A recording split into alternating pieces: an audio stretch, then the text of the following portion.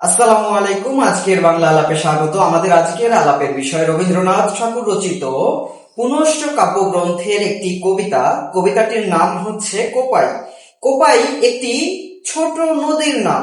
এই নদীটি ভারতের পশ্চিমবঙ্গ রাজ্যের বীরভূম জেলার শান্তিনিকেতন এবং বোলপুর এই অঞ্চল দিয়ে প্রবাহিত হয়েছে। এই কোপাই নদীর সাথে রবীন্দ্রনাথ ঠাকুর পদ্মা নদীর তুলনা করেছেন। আমরা জানি যে রবীন্দ্রনাথ ঠাকুর 1891 খ্রিস্টাব্দে আমাদের পদ্মার পাড়ে চরে বসবাস করেছিলেন। 1891 থেকে 1901 এই 10 বছর মোটামুটি তিনি পদ্মা পাড়ে জীবনযাপন করেছিলেন। এ সময় তার সোনার ফসল ফলিয়েছেন। তার বিখ্যাত কাব্যগ্রন্থগুলো এবং তার প্রায় সমস্ত ছোট গল্পগুলো এই সময়ে রচিত হয়েছিল। কোপাই কবিতার মধ্যে কবি প্রথমে পদ্মা নদীর তুলনা করেছেন এবং বলেছেন পদ্মা হলো প্রাচীন পুরাণে উল্লেখিত একটি নদীর যার নাম পুরাণে আছে এবং এই নদীটি বিশাল, এই নদীটা নির্মম। এর নির্মম কি, এর পদ্মার পাড়ের মানুষ সবসময় আতঙ্কিত থাকে যে কোন সময় এই নির্মম নদী এসে আমাদেরকে ভাসিয়ে দিয়ে যাবে। পদ্মা নিয়ে অসংখ্য গান আছে, পদ্মা তুই ভাঙলে আমার ঘর, এরকম অসংখ্য গান আছে যেগুলো পদ্মা কি করে, ভেঙে দিয়ে চলে যায়। পদ্মা নির্মম। তারপরে পদ্মার আভিজাত্যপূর্ণ ছন্দ বা আভিজাতিক ছন্দ রয়েছে। আর যে বয়ে চলা এর মধ্যে একটা আভিজাত্য রয়েছে। তার উৎপত্তি হলো পাহাড়ে, সেজন্য পাহাড়ের স্মৃতি রয়েছে। আবার তার পতিত হওয়ার স্থান হলো সাগরে, সাগরের একটা আহ্বান রয়েছে। অর্থাৎ প্রথমে কবি পদ্মার বর্ণনা দিচ্ছেন। কবি বলছেন যে পদ্মার নাম প্রাচীন পুরাণে রয়েছে। ধারণা করা হয় মন্দাকিনী বা স্বর্গ থেকে গঙ্গা নেমে যে এসেছিল সেটারই একটি শাখা হচ্ছে পদ্মা। তারপরে পদ্মা হলো বিশাল, পদ্মা হলো নির্মম, ভয়াবহ, ভয়ঙ্কর। সে পাড়ের সবকিছু ভেঙে নিয়ে যায়। আর এই পদ্মার পাড়ে রাজবংশীদের বসবাস, কবি দেখেছেন রাজবংশীদের বসবাস। এরপরে কবি তার যৌবনের শেষ দিকে এই কোপাই নদীর তীরে অবস্থান করেছেন। তার প্রতিবেশিনী ছিল কোপাই নদী। কোপাই নদীতে তিনি দেখেছেন যে এই নদী অনেক ছোট। এই নদী দেখেই কবি লিখেছিলেন, আমাদের ছোট নদী চলে এঁকে বেঁকে, বৈশাখ মাসে তার হাঁটু জল থাকে। এই কোপাই নদী অনেক ছোট, এটা নাম প্রাচীন পুরাণে নেই, এটা একটা অনার্য নাম, মানে এদেশের একেবারে ছোট নদী।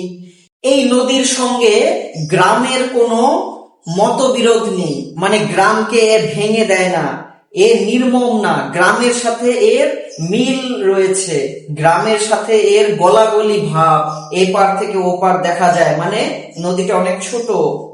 আর এর হলো দেহটা হলো ছিপছিপে দেহ, ছিপছিপে দেহ, সহজ ছন্দ, সহজ সরল ছন্দে এঁকে যায়। আর ভরা বর্ষায় ভরা যৌবন প্রাপ্ত গায়ের মেয়ে যেমন উচ্চ হাস্যে উচ্চ স্বরে হেসে হেসে চলে, এঁকে বেঁকে চলে যায়, এরকম ভাবে সেই নদীটাও চলে যায়। অর্থাৎ কবি কোপাই নদীর ছন্দের সাথে গ্রামের মেয়ের হেঁটে চলার ছন্দ, তার হাসির ছন্দ, তার কথা বলার ছন্দ, এসবগুলো তুলনা করেছেন। কোপাই নদীতে গ্রীষ্মের সময় পানি কম থাকে, বর্ষায় তার ভরা যৌবনকালে সে গ্রামের মেয়ের মতো চলে যায়। আবার যখন শরৎকাল হয় তখন আবার পানিটা স্বচ্ছ হয়, নিচের বালুটা দেখা যায়, চিকচিক করছে বালুটা দেখা যায়।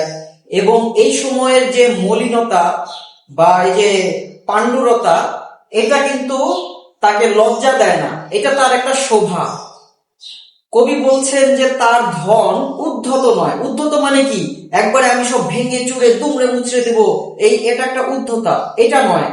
আবার তার দৈন্য মলিনতা নয়, এই যে সে যে মলিন হয়ে গেল শরৎকালে, তার জল নেই, পানি নেই, নিচে চিকচিক করে বালি দেখা যাচ্ছে, বালিগুলো দেখা যাচ্ছে, তার যে এই যে একটা দৈন্য অবস্থা, অভাব, তার যে পানির অভাব, যে একেবারে নদীটা শুকিয়ে গেছে, এই দৈন্য এবং উদ্ধত, এ দুটোই তার শোভা। তার তার ধন উদ্ধত নয়, সে উদ্ধত আচরণ করে না। আবার সে যে এই যে পাণ্ডুর হয়ে যাচ্ছে, মলিন হয়ে যাচ্ছে, এটাও তার দৈন্য দশা না, এ দুটোই তার শোভা বৃদ্ধি করেছে। এক, সে পদ্মার মতো উন্মত্ত না, উদ্ধত না। আর দুই, পদ্মা তো মলিন হয় না, পদ্মার জল সব সময় থাকে। আর কোপাই এর জল কমে যায়, তাহলে কোপাই কি হয়, মলিন হয়ে যায়। তাহলে এই মলিনতা, এটা তার জন্য কোনো নিন্দনীয় জিনিস নয়, এটা তার সৌন্দর্যকে বরং বৃদ্ধি করেছে। কবির মতে এটাই বোঝানো হচ্ছে। কবি শেষে বলেছেন, কোপাই নদীর ছন্দ ভাষা এটা যেন কবির সাথে মিশে গেছে। কোপাই নদীর তীরে সাঁওতালদের বসবাস, সাঁওতাল ছেলেটা যাচ্ছে, কৃষক ধান বোঝাই করে যাচ্ছে, পিছনে পিছনে একটা কুকুর যাচ্ছে, এবং তারপরে একজন গুরু বা শিক্ষক যাচ্ছে, যার 3 আনা বেতন। অর্থাৎ এখানে কবি তার পারিপার্শ্বিক চিত্রগুলো তুলে ধরেছেন। গুরু বা মাস্টার মশাইয়ের বেতন কম, শিক্ষক তার মর্যাদা পাচ্ছে না, কৃষক ধান নিয়ে যাচ্ছে, কুমোর তার মাটির তৈরি হাঁড়ি পাতিল নিয়ে যাচ্ছে, কামারকেও নিয়ে যেতে দেখতে পারেন, একটা সাঁওতাল বালক সেও তীর ধনুক নিয়ে এপার ওপার যাচ্ছে। এভাবে আমাদের প্রাত্যহিক জীবনের যে বিষয়গুলো, এই কোপাই নদীকে কেন্দ্র করে আমাদের প্রাত্যহিক জীবনের যে ঘটনাগুলো, সেই ঘটনাগুলোর নিখুঁত বর্ণনা রয়েছে কোপাই নামক কবিতায়। এই কবিতাটি গদ্য ছন্দে রচিত। আমরা কবিতাটি পাঠ করলে আমরা খুব সহজেই এর বর্ণনাটাকে উপলব্ধি করতে পারবো, আমরা এর বর্ণনাটাকে হৃদয়াঙ্গম করতে পারবো, খুব সহজেই বুঝতে পারবো। এটা খুবই সহজবোধ্য একটি কবিতা। আশা করছি সকলে কোপাই কবিতাটির মূল বক্তব্য বুঝতে পেরেছ।